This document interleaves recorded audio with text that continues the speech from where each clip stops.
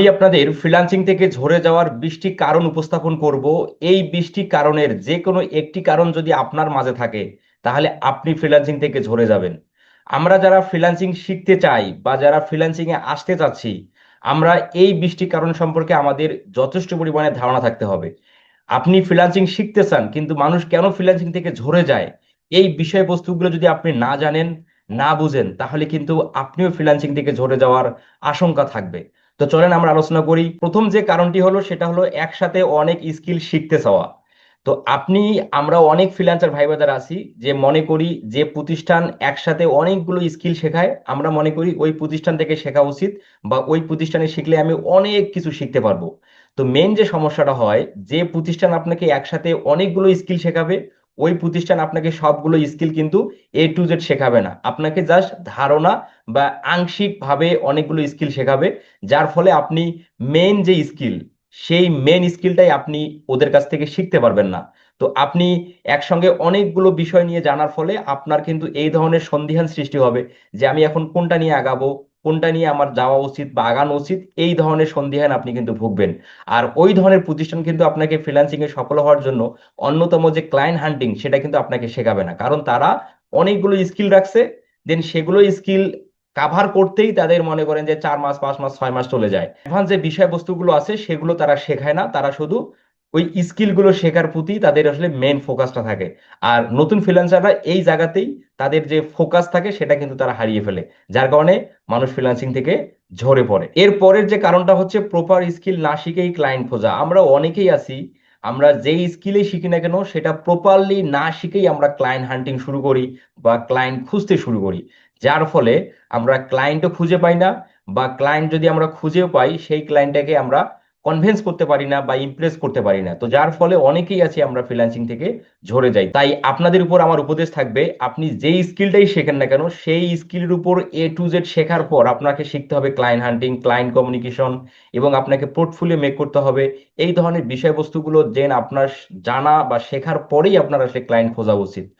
এরপরে যে কারণটা হচ্ছে প্র্যাকটিস ছাড়া মার্কেট প্লেসে ঢুকে যাওয়া। আমরা অনেক ফ্রিল্যান্সার ভাই বাজার আছি, স্কিল শেখার পর সেটার উপর প্র্যাকটিস আমরা করি না। তো ব্যাপক প্র্যাকটিস না করার ফলে আমরা কিন্তু মার্কেট প্লেসে ঢুকে যাই।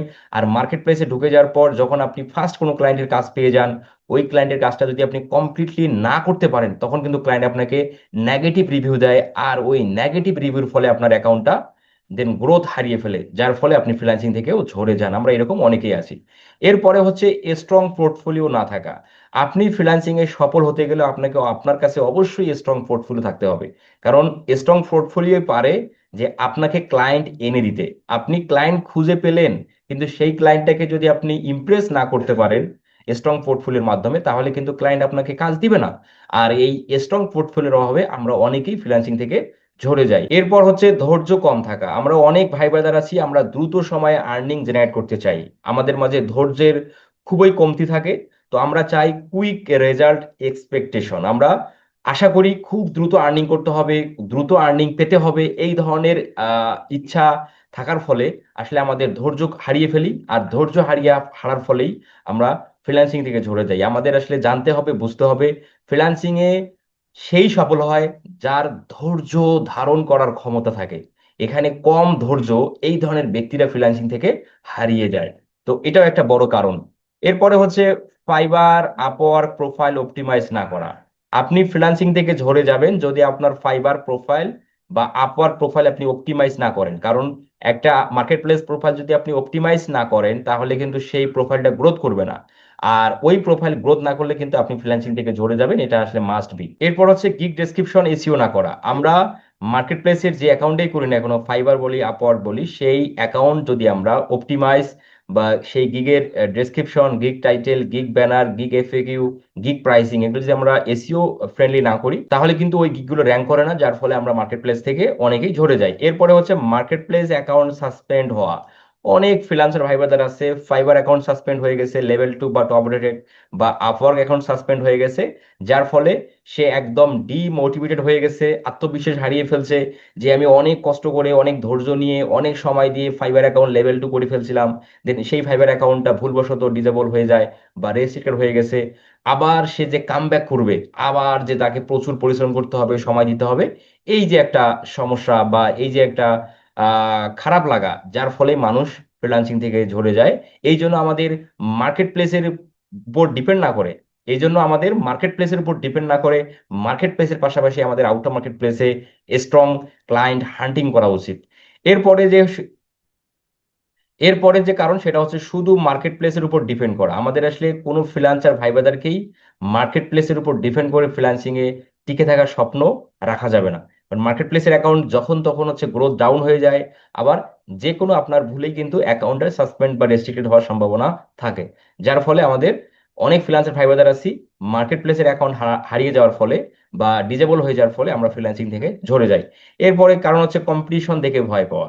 আপনি ফ্রিল্যান্সিং কম্পিটিশন, প্রতিটা কাজে কম্পিটিশন থাকবেই, কিন্তু আপনি যদি মনে করেন যে ফ্রিল্যান্সিং কোর্স শিখতে যখন আপনি আসছেন তখন আপনি বোঝেননি কম্পিটিশন কি জিনিস, বা আপনাকে কতগুলো মানুষের সাথে কম্পিটিশন করে আপনাকে অ্যাকাউন্ট গ্রোথ বা অর্ডার পেতে হবে, এই বিষয়গুলো কিন্তু আপনারা প্রথম স্টেজে জানেন না, বা যে প্রতিষ্ঠান থেকে কোর্স করেন তারা কিন্তু এই বিষয়গুলো বলেও না। তো আপনারা যখন মার্কেট প্লেসে অ্যাকাউন্ট তৈরি করেন, গিগ দেন, তখন যখন আপনারা জানতে পারেন যে এখানে লক্ষ লক্ষ সেলারের সাথে কম্পিটিশন করে গিগগুলোকে র্যাঙ্ক করাতে হয়, দেন সেখান থেকে ক্লায়েন্ট আপনাকে চুজ করবে এবং সেই ক্লায়েন্টটাকে ইমপ্রেস করে আপনাকে কাজ নিতে হবে। তো এই যে হিউজ কম্পিটিশনের ফলে আমরা অনেকেই মার্কেট প্লেস থেকে ঝরে যাই বা ফ্রিল্যান্সিং থেকেই ঝরে যাই। এরপরে হচ্ছে ফার্স্ট অর্ডার না পেয়ে দ্রুত হারিয়ে যাওয়া। আপনি প্রথম অর্ডারটা খুব দ্রুত না পাওয়ার ফলে আপনার মাঝে একটা অস্থিরতা কাজ করে বা একটা হতাশ কাজ করে, বা আপনার আত্মবিশ্বাসটা হারিয়ে যায়, যার ফলে আপনি ফ্রিল্যান্সিং থেকে ঝরে যান। এরপরে হচ্ছে কপি পেস্ট প্রপোজাল পাঠানো। আমরা অনেক ফ্রিল্যান্সার আছি যে কম বোঝানোর, মানে কম বুঝতে পারার ফলে বা ভালো স্কিল না থাকার ফলে আমরা কপি পেস্ট প্রপোজাল সেন্ড করি, একই প্রপোজাল আমরা একাধিক ক্লায়েন্টকে সেন্ড করি, যার ফলে আসলে আমরা ফ্রিল্যান্সিং থেকে ঝরে যাই। এরপরে হচ্ছে ক্লায়েন্ট নিড না বুঝে মেসেজ দেওয়া। আপনি মার্কেট প্লেস বা আউটার মার্কেট প্লেস যেখানেই সার্ভিস প্রদান করেন না কেন বা যেখানেই আপনি ফ্রিল্যান্সিং করেন না কেন, আপনি যদি ক্লায়েন্টের চাওয়াটা যদি পুরোপুরি না বুঝতে পারেন, তাহলে কিন্তু ওই ক্লায়েন্টকে স্যাটিসফাইড করতে পারবেন না। আর এই বিষয়টাই হলো যে আমাদের মেইন সমস্যা, আমরা ক্লায়েন্টের চাওয়াটা যদি প্রপারলি না বুঝে যাই, তাহলে ওই ক্লায়েন্ট কিন্তু একটা নেগেটিভ ফিডব্যাক দেয়, আর এই নেগেটিভ ফিডব্যাকের ফলে আপনার মার্কেট প্লেসের অ্যাকাউন্ট কিন্তু গ্রোথ হারিয়ে ফেলে, আর যার ফলেই আমরা ফ্রিল্যান্সিং থেকে অনেকেই ঝরে যাই। এরপরে ফলো আপ না করা। আপনি মার্কেট প্লেস বলেন বা আউটার মার্কেট প্লেস বলেন, ক্লায়েন্টদেরকে যদি আপনি ফলো আপ না করেন, তাহলে কিন্তু আপনি ফ্রিল্যান্সিং থেকে ঝরে যাবেন, এটা আসলে টু বি অনেস্ট, ঠিক আছে। এরপরে কমিউনিকেশন স্কিল দুর্বল থাকা। অনেক ফ্রিল্যান্সার ভাই বাজার আছি, কমিউনিকেশন স্কিলটা ইমপ্রুভ না করি, আমরা ডে বাই ডে চিন্তা করি যে হয়ে যাবে হয়ে যাবে, এই টাইপের আসলে চিন্তাধারা আমাদের মাঝে থাকে। তো এই কমিউনিকেশন স্কিল দুর্বলের কারণে আমরা অনেক ভাই ব্রাদার আছি ফ্রিল্যান্সিং থেকে ঝরে যাই। এরপরে হচ্ছে ডেইলি কনসিস্টেন্সি না থাকা। আপনার প্রতিদিন যে ধরনের অ্যাক্টিভিটিস আমাদের সফল ফ্রিল্যান্সার হিসেবে রাখা উচিত, এই বিষয়টা আসলে আমাদের থাকে না, যার ফলে আমরা অনেকেই ফ্রিল্যান্সিং থেকে ঝরে যাই। এরপরে হচ্ছে রিজেকশন হ্যান্ডেল করতে না পারা। ক্লায়েন্ট আপনার প্রপোজাল রিজেকশন করছে, সেটা মার্কেট প্লেসে হতে পারে, আউটার মার্কেট প্লেসে হতে পারে। আপনি ক্লায়েন্টকে অফার সেন্ড করছেন বা ক্লায়েন্ট আপনার কাছে আসছে, সেই ক্লায়েন্টের চাওয়াটা আপনি বোঝেননি, সেজন্য হতে পারে ক্লায়েন্ট আপনার সার্ভিস বা আপনার অফার রিজেকশন করছে। তো এই যে রিজেকশন কেন করলো, সেই কারণগুলো আসলে আমাদের খুঁজে বের করে সেই বিষয়গুলোতে আমাদের ইমপ্রুভ করতে হবে। তো আমরা এরকম অনেকে আছি যে ক্লায়েন্ট বারবার রিজেকশন করার ফলে সেই কারণগুলোকে খুঁজে বের করে সেগুলোকে সমাধান করতে না পারার অক্ষমতার কারণে আমরা ফ্রিল্যান্সিং থেকে ঝরে যায়। এরপরে যে বিষয়টা হচ্ছে লং টার্ম প্ল্যান বা ক্লিয়ার স্ট্র্যাটেজি না থাকা।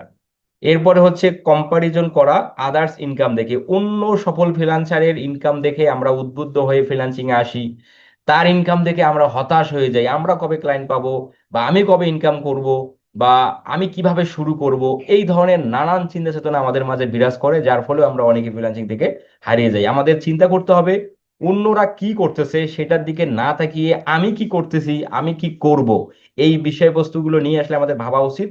এগুলো নিয়েই আসলে আমাদের সামনের দিকে এগিয়ে যাওয়া উচিত, তাহলেই আমরা আসলে ফ্রিল্যান্সিং এ ভালো কিছু করতে পারবো। এরপরে হচ্ছে ফেইলিওরে ফেইলিওরে ডিমোটিভেট হওয়া। মানে কেউ একজন হতাশ হয়েছে, আপনি সেটা জানার পর আপনি নিজেও ডিমোটিভেটেড হয়ে গেলেন। তো বিষয়টা আমাদের চিন্তা করতে হবে এভাবে, যে সবাই কিন্তু সফল হয় না, যে সবাই লেখাপড়া করে সবাই কিন্তু ভালো চাকরি পায় না।